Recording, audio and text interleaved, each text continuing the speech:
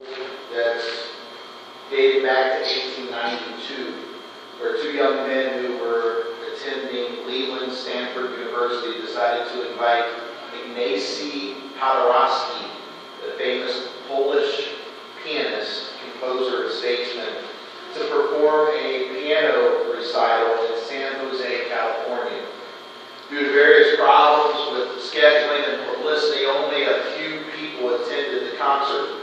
The boys asked the pianist not to play to such a small crowd, but he performed nevertheless, even waiving his concert fee.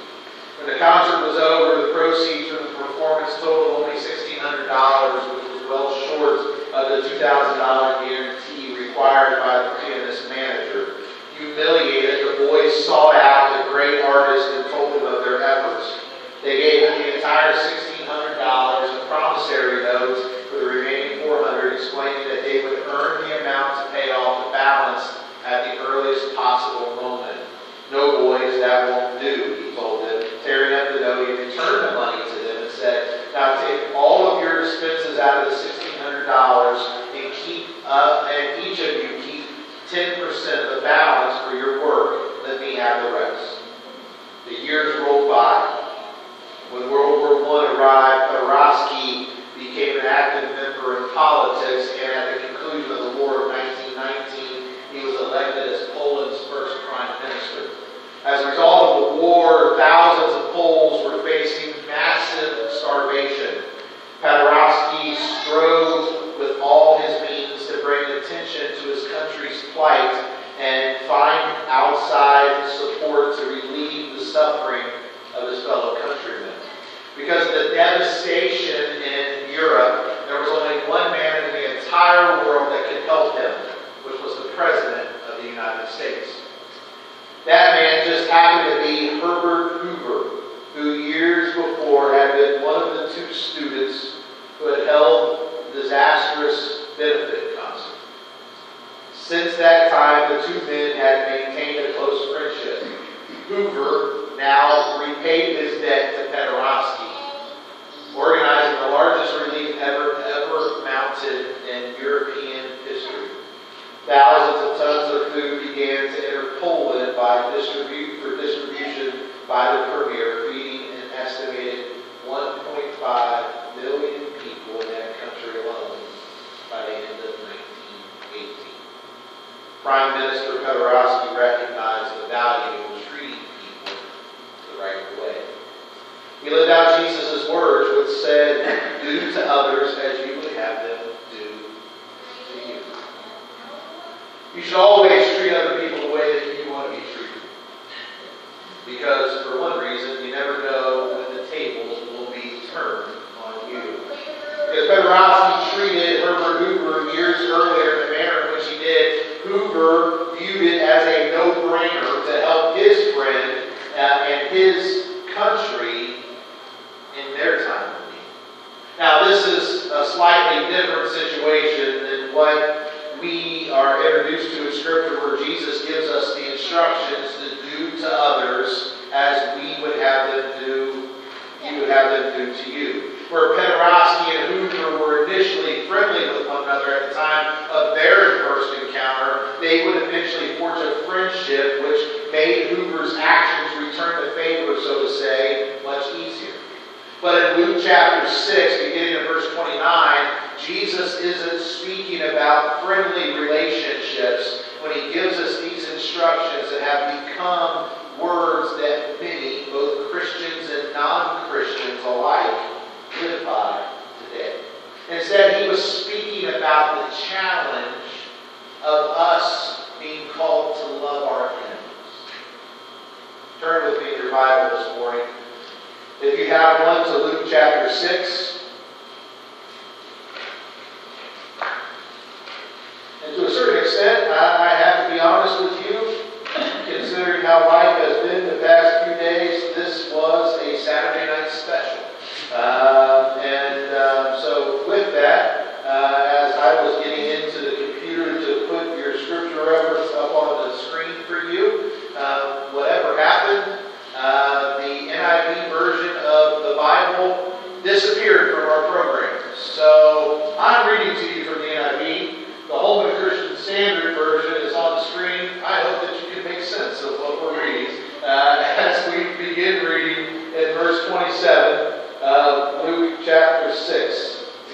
this morning. The Word of God says this, "But to you who are listening, I say, love your enemies. Do good to those who hate you. Bless those who curse you. Pray for those who mistreat you. If someone slaps you on one cheek, turn to them the other also. If someone takes your coat, do not withhold your shirt from them. Give to everyone who asks you, and if anyone takes what belongs to you, do not demand it back. Do to others as you would have them do to you. If you love those who love you, what credit is that to you? Even sinners love those who love them. And if you do good to those who are good to you, what credit is that to you? Even sinners do that. And if you lend to those from whom you expect repayment, what credit is that to you? Even sinners lend to sinners, expecting to be repaid in full. But love your enemies. Do good to them. And lend to them without expecting to get anything back.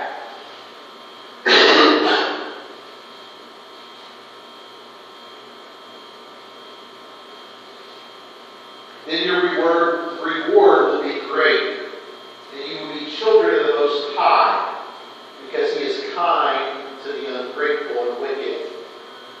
Be merciful just as your Father is merciful. Do not judge, and you will not be judged. Do not condemn, and you will not be condemned. Forgive, and you will be forgiven. Give, and it will be given to you. A good measure, pressed down, shaken together, and running over, will be poured into your lap. For with the measure you use, it will be measured to you." The message communicated in the first 5 verses from our text is that to refrain from doing evil often means suffering evil. Sometimes we think that if we don't, if somebody does evil to us, then if we don't do evil back, then we're experiencing even more pain and suffering in our lives. And we know that that's not true. We know as we respond in like kind that it just adds a more complicated mess to all of our lives. In verse 27, Jesus instructs all those who can hear, meaning no one under the sound of His voice could ignore these instructions, informing them to love their enemies and do good to those who hate you. The word love here is the most common of the Greek words for love, the word agape. It calls the individual to show genuine care and concern for someone regardless of physical attraction or of the likelihood of love being returned back to us.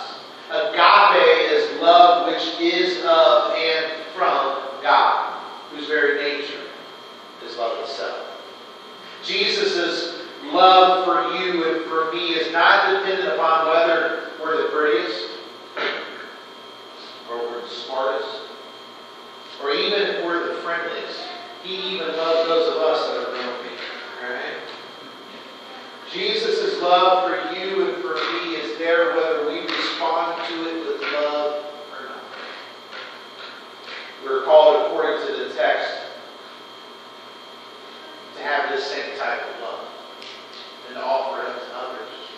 Not just others, but we are to love individuals that are not deserving of it with a love that looks like that of Jesus's. We are to love our enemies and even those who hate us with that type of love. That will definitely set you apart from the rest of the world. Because that is not something that is commonly practiced even amongst Christians today.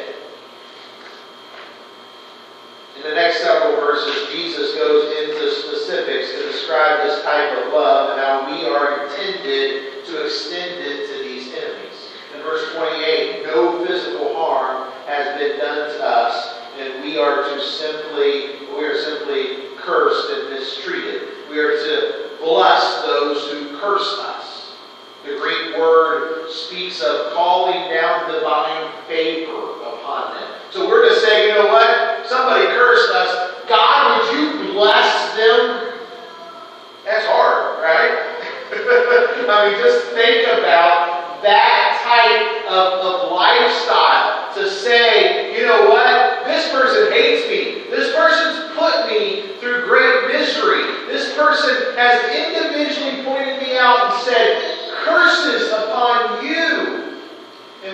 Jesus calls us to do is to call down blessings from heaven upon them. The Greek word is where we get the familiar English word eulogy from. The eulogy being the kind words spoken of an individual at their funeral. Such a blessing is not how we think of responding to those who curse us, but that is how Jesus calls us to respond. And we're to pray for those who mistreat us. We are called to respond in verse 28 of our text in non-physical ways to the non-physical actions taken upon us. Sticks and stones may break my bones, but words will never hurt me, right? I see Ruby giggling about that, right? That's biblical in a sense now, isn't it? As we encounter it here in our text. The next situation, beginning in verse 27, involved action that must be met by some physical response. Being struck on the cheek probably refers to an initial slap or a hand blow to the jaw. And we're told if anyone takes your cloak, that might be referencing actually being robbed. Though the passage implies that the person has a need, or at least thinks that they have a need. Again, the message communicated in these first 5 verses of our text is to refrain from doing evil to these people. Despite the fact that it may hurt us. It might be physical in nature. They may take things away from us. See, in these next 5 verses, we're challenged to think about what it really means to look like Jesus to others. In verse 32, Jesus poses a rhetorical question, stating, if you love those who love you, what credit is that to you? Saying, even sinners love those who love them. In verse 33, another rhetorical question. If you do good to those who are good to you, what credit is that to you? Again, even sinners do good to those who do good to them. Third and final rhetorical question in that portion of the text, Jesus poses, and if you lend to those for whom you expect repayment, what credit is that to you? Again, even sinners, he says, lend to sinners, expecting to be repaid. See, with these comparisons between the courtesies of believers and those of worldly people, we're told that even sinners act decently to others when kindness is reciprocated. It's easy to be nice to those that are nice to us, right? At least it should be. And it's easy for people that are non-believers, and even people that are really grumpy and nasty and mean and hateful, to sometimes be nice to those that are nice to them. Now, I will say, we all know that that's a sometimes, right? Because people that are nasty and hateful and mean and those things, sometimes they're just mean to everybody, whether we're nice to them or not, unfortunately. But what sets the believer apart? Or at least what should set us apart? Verse 35. But love your enemies. Do good to them. And lend to them without expecting to get anything back. We're told such actions bring with it a reward that Jesus describes as great. And the recognition is that you will be considered sons and daughters of the Most High. We look like the Father when we show such mercy. And we're told in verse 35 that He is kind to the ungrateful, even to the wicked. So how much more kind will we be to those of us here?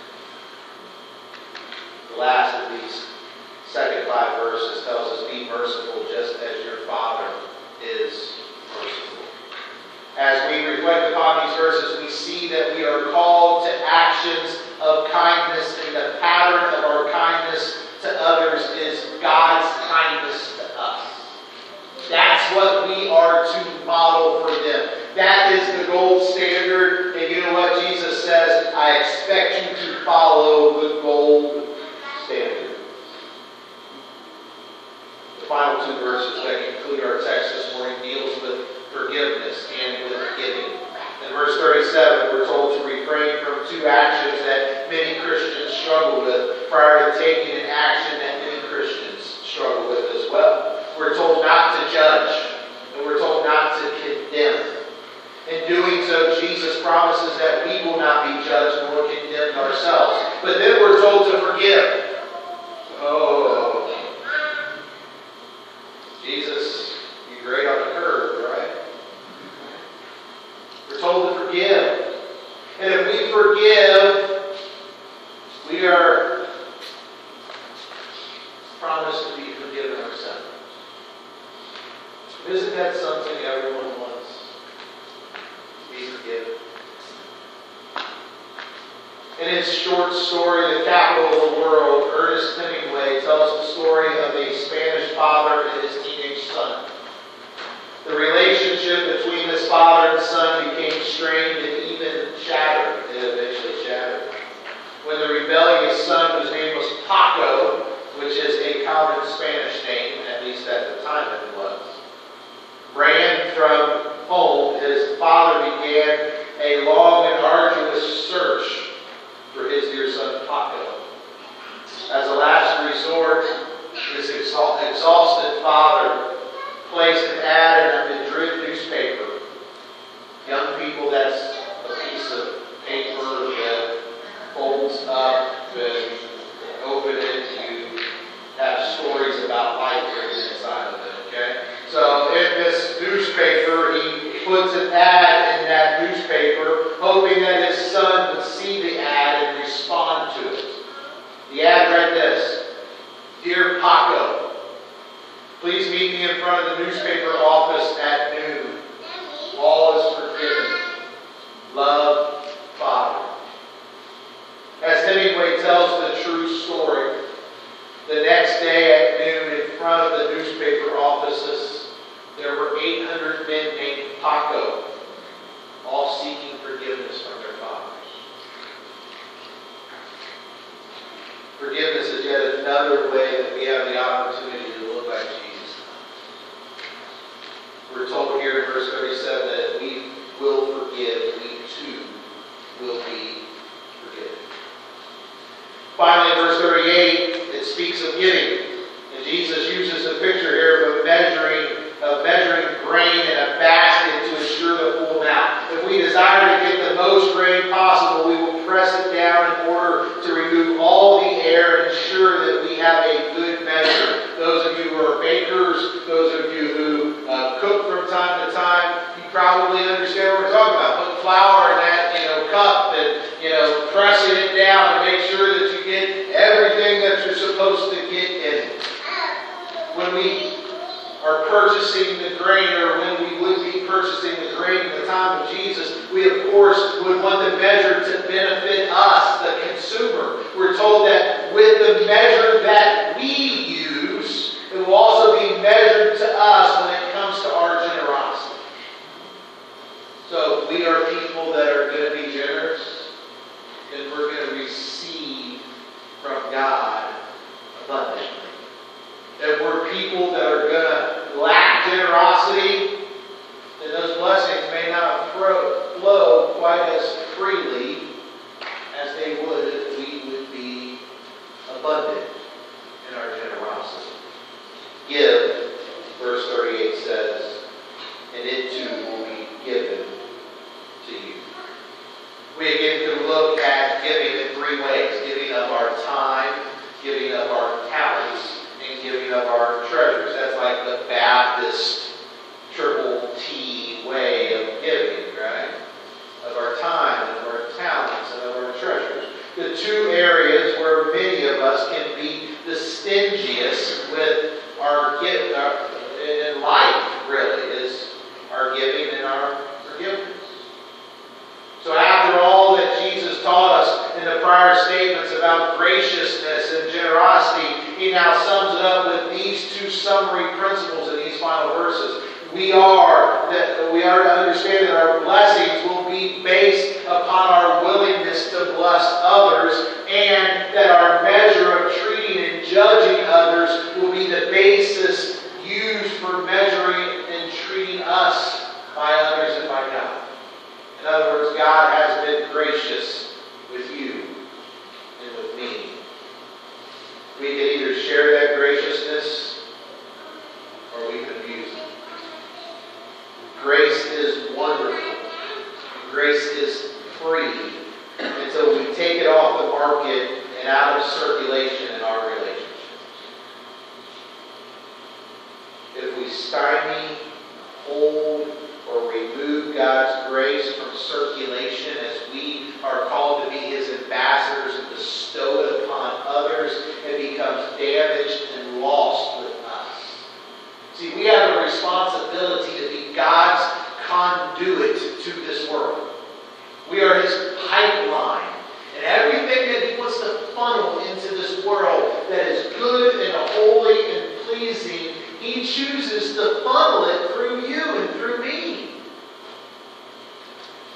Missy and Timmy and Danny and I can speak about the importance of water and water flowing through the right channels.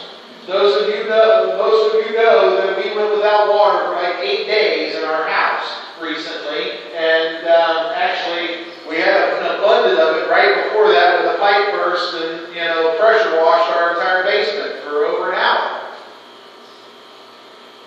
And we know the importance of that water flowing through those pipes. We invested financially very dearly in the process of getting those pipes fixed and working towards being able to get our water turned back on, because the flow of that water brings life into our family. It brings life into your families. We wanted that water on the inside of those pipes, not on the outside of those pipes. And when that water stopped flowing, life was not as sweet in our house for a pretty long time. This world is dark and dying. People are so separated from a loving God that shows mercy and grace.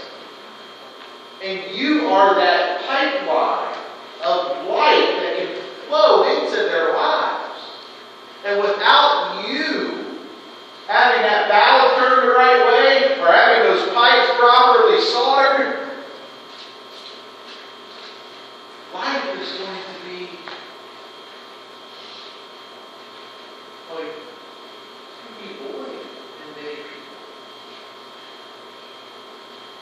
You're not going to know the love of Jesus and His grace and His mercy that God's chosen to bestow upon this world for you.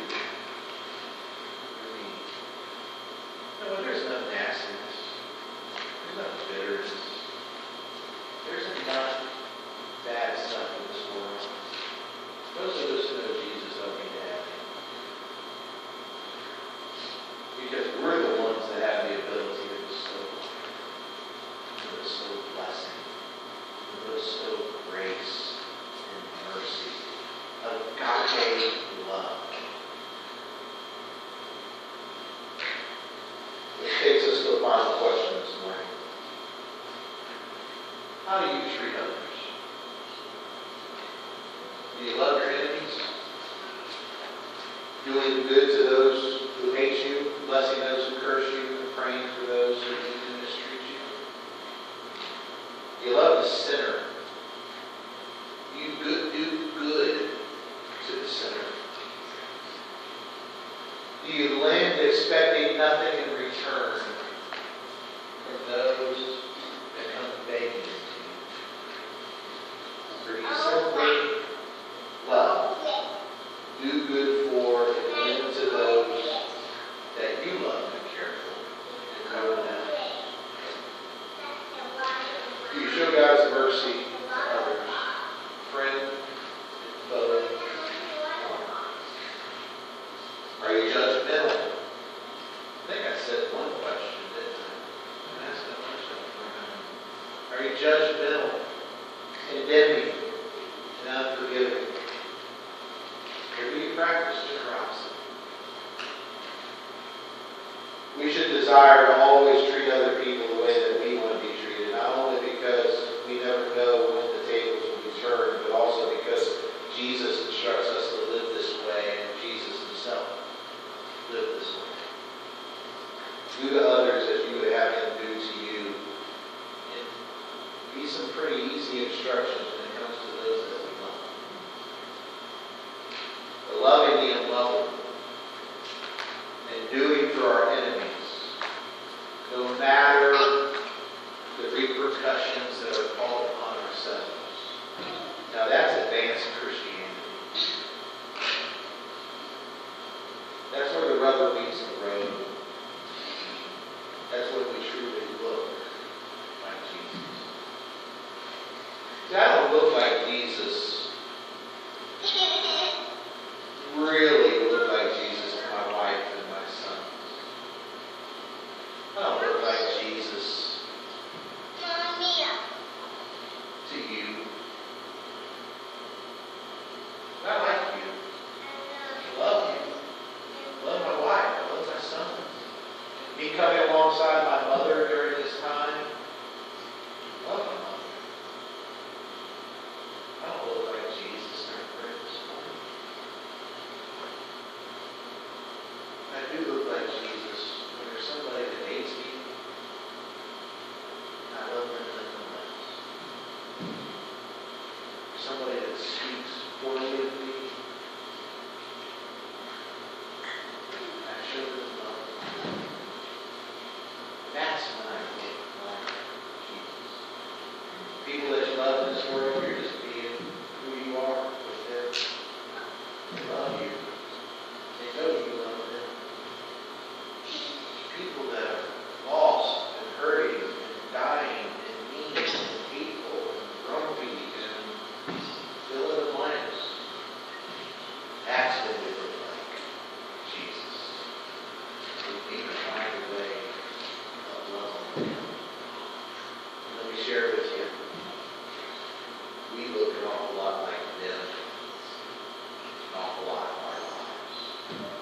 Imagine if God bestowed His love based upon how we treat Him.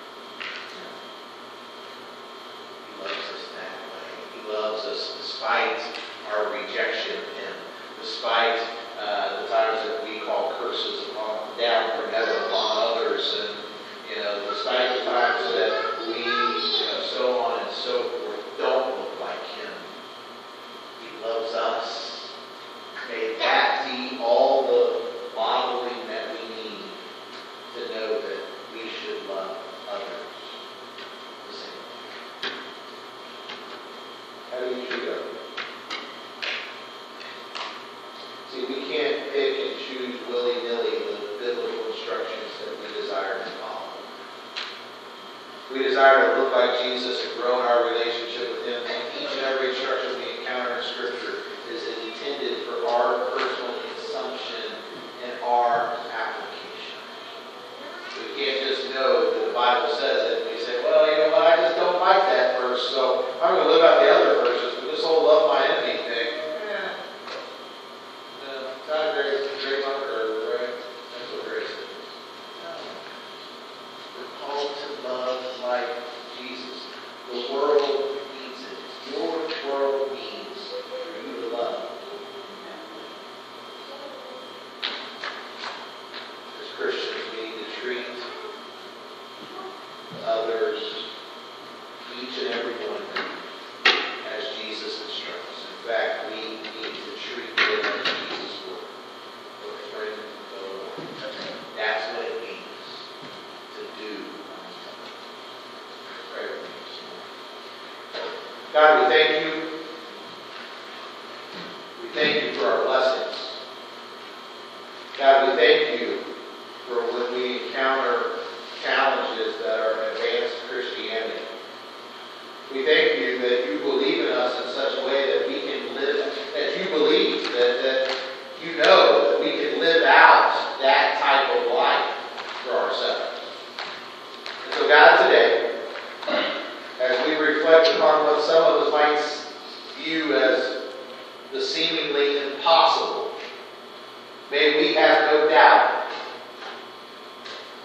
that we are equipped more than efficiently with the means to love those that may seem to be unlovable. To love like Jesus did. To treat others the right way. To treat others the way we would want to be treated. So God, today, may we turn a page in our lives and commit ourselves to live that way. And to do so more abundantly. And as we do, Lord, may those around us be blessed